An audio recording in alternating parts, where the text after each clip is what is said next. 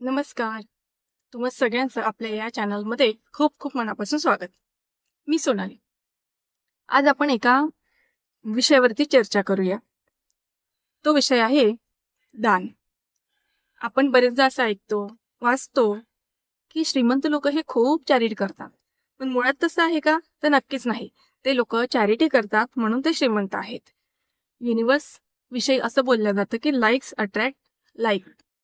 ज्याप्रमाणे तुम्ही आहात, ज्याप्रमाणे तुमची एनर्जी आहे, त्याप्रमाणे तुम्ही त्या गोष्टी अट्रॅक्ट करत असता.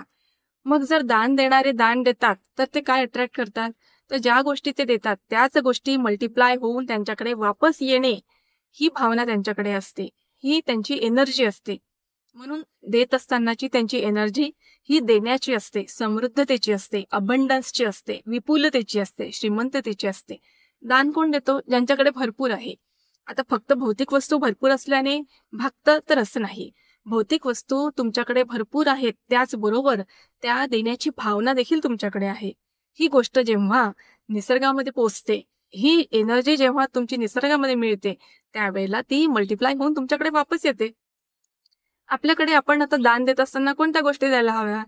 तर कारण श्रीमंत लोकांकडे भरपूर काही देण्यासारखं असतं, तर ते जास्तीत जास्त पैसा देतात किंवा भौतिक वस्तू देखील देतात, जसं की अन्न असेल, कपडा असेल, कोणत्या वस्तूंची त्यांना आवश्यकता आहे, जिथे ज्या वस्तूंची आवश्यकता आहे त्या वस्तू ते देत असतात. मग आता आपण मध्यमवर्गीय म्हणा किंवा आपल्याला तर द्यायची आहे, तर भौतिक संपन्नता नसताना देखील आपण कोणत्या गोष्टी देऊ शकतो? तर आपण सेवा देऊ शकतो, आपण एखाद्याला छानशी अशी स्माईल देऊ शकतो, त्याचबरोबर आपण एखाद्याला एक ग्लास पाणी देऊ शकतो. जर आपली 10 रुपयांनी आपण कोणाची मदत करू शकत असू तर आपण ती देखील करू शकतो. या छोट्या छोट्या गोष्टी अशा आहेत की ज्या दानामध्ये मोडतात आणि सेवेमध्ये देखील खूप मोठं दान आहे. म्हणून सेवा जरी आपण द्यायला सुरुवात केली आपल्याकडे काहीही नसताना, तरी आपलं हे दानामध्ये समाविष्ट होतं. संपन्नता ही जी आपल्याला खेचून आणायची आहे, ही संपन्नता ही देण्यामुळे प्राप्त होते. ज्या वेळेला आपण देतो, ज्या वेळेला आपली देण्याची भावना तयार होते, त्यावेळेला आपल्या चक्रामध्ये, आपल्या शक्तीमध्ये ती अबंडन्स, ती समृद्धता तयार व्हायला लागते आणि ती गोष्ट आपण भविष्यामध्ये आकर्षित करत असतो. कदाचित या गोष्टीला वेळही लागू शकतो, पण हा वेळ किती, हा काळ किती हे आपल्याला नक्की माहिती नाही. पण ही गोष्ट आपल्याला निश्चितपणे माहिती असते की या कर्माचं फळ आपल्याला निश्चितपणे मिळणार आहे. ते मल्टिप्लाय होऊन ते आपल्याकडे येणार आहे. ही गोष्ट जर का आपण जाणीवपूर्वक लक्षात ठेवली तर आपल्याला दान देण्याची ही जी भावना आहे ही आपली वाढीस लागेल आणि मनुष्याबद्दल जी आपण ईर्ष्या करत असतो, कंजूसी जी आपल्या मनातली आहे, ती हळूहळू नष्ट व्हायला लागते. म्हणजे आपल्यातला स्वार्थपणा संपून आपल्यामध्ये दानाची भावना ही वाढीला लागते आणि ही गोष्ट खरं तर आपल्यासाठी आणि इतरांसाठी देखील तितकीच महत्वपूर्ण आणि तितकीच चांगली गोष्ट आहे. त्यामुळे आपलाही स्वार्थ कमी होतो, आपली कंजूसी कमी होते, आपली निगेटिव्हिटी कमी होऊन आपण पॉझिटिव्हिटीकडे वळायला लागतो आणि ती वळत असताना आपण इतरांचं देखील कल्याण करत असतो, इतरांचं देखील हित साधत असतो. म्हणून दान देणं ही गोष्ट खरंच खूप मोठी आहे. आता बरेचदा असं होतं, आपल्याकडे पाहुणे येतात. आपल्या भारतीय संस्कृतीमध्ये असं म्हटलेलं आहे की अतिथी देवो भव.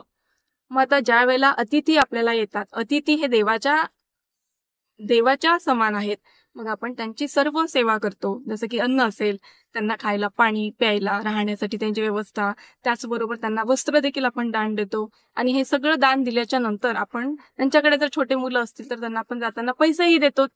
पण ही भावना कधी आपल्याला असते की आपण जर त्यांच्याकडे गेलो तर त्यांच्या बदल्यात आपली देखील तेवढीच ते सेवा करतील किंवा तेवढाच मोबदला आपल्याला मिळेल, अशा अपेक्षेने आपण पाहुण्यांची सेवा करत असतो. पण दानामध्ये ही गोष्ट मोडत नाही. जर का कधी कुणी रस्त्याने जात असेल, निस्वार्थपणे ज्या वेळेला आपण एखादी गोष्ट देतो ती दानामध्ये मोडते. जसं की आपण रस्त्याने जात आहोत, रस्त्याने जात असताना एक छोटा मुलगा आहे, त्याला भूक लागलेली आहे, त्याला जर आपण काही खायला दिलं तर कधीच आपण त्याच्याकडून परतीची अपेक्षा ठेवत नाही की हा मुलगा मला 10 रुपये वापस देईल किंवा ह्या मुलाकडून मला कधीतरी भविष्यामध्ये मदत होईल, अशी आपण कधीच भावना ठेवत नाही. मग ही गोष्ट झाली दानाची. हे दान ज्या वेळेला आपण अतिशय मनापासून करू त्यावेळेला त्याचे रिझल्ट देखील खूप मोठ्या प्रमाणात असतील. तर तुम्हाला व्हिडिओ कसा आवडला आणि हे नक्की मला कमेंटमध्ये सांगा. धन्यवाद.